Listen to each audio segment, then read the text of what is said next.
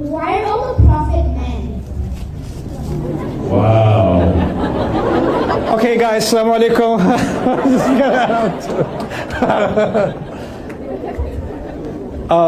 Why are all the prophets men? Well, okay, so... No more questions from the youth? No, absolutely. This has been asked before, and I think that the idea, let's first answer it from the Quran's point of view. وَلَا تَتَمَنَّوْا مَا فَضَّلَ اللَّهُ بِهِ بَعْضَكُمْ عَلَى بَعْضٍ لِلرِّجَالِ نَصِيبٌ مِّمَّا اكْتَسَبُوا وَلِلنِّسَاءِ نَصِيبٌ مِّمَّا اكْتَسَبْنَا وَاسْأَلُوا اللَّهَ مِنْ فَضْلِهِ. Allah says, He tells men and women the following in Surah An-Nisa, by the way, the surah of women, right? He says to them, He says to all of us, don't wish for some things in which Allah gave advantage to some of you over others.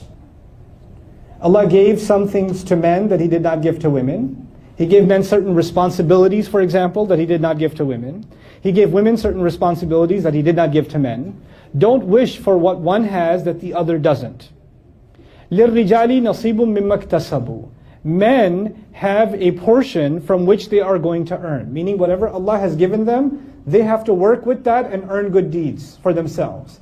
وَلِلنِّسَاءِ نَصِيبٌ مِّمَّا اكْتَسَبْنَا. And women have a portion from whatever they have been given, they have to earn good deeds for themselves. وَاسْأَلُوا اللَّهَ مِنْ فَضْلِهِ. And ask Allah to give you His preference. In other words, you are not better or worse if you got to do something a woman got to do or a man got to do. You are in a better position if you got to do something that Allah preferred for you to do. So this question, behind it is the psychology of comparison. I feel like I am worth less if I'm not doing something the same as the opposite gender. But this is not just about men and women. This can be, I feel like I'm worth less if my sister got a master's degree and I didn't get it. Or my cousins had a very fancy wedding, but we didn't have a very fancy wedding. Comparison, comparison, comparison, comparison, comparison. And by the way, the root of all comparison is Iblis. He got to get everybody to do sajda to him, and he got the responsibility on the earth, and I didn't get it. Comparison is one of the sicknesses that the devil wants to put inside you and me. Men being messengers of Allah. Men being humiliated publicly because they were messengers of Allah. Men being threatened to be killed because they were messengers of Allah. All of that was a responsibility Allah put on men.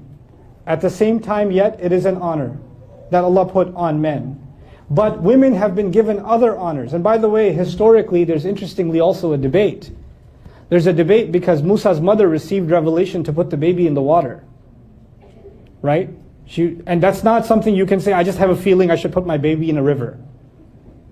You know, and if somebody says, I should put my baby in a river because Allah told me, then either it's revelation or you belong in a mental hospital.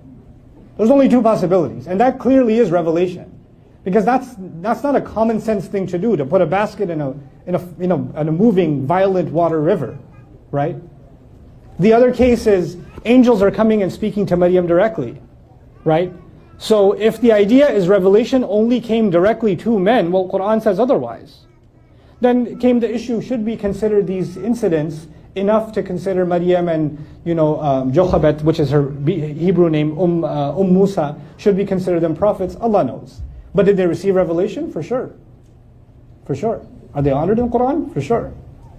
So that would be my response to your really nice question. Good job, Haider, very brave. Really nice, clear voice. And a radio voice. Yes?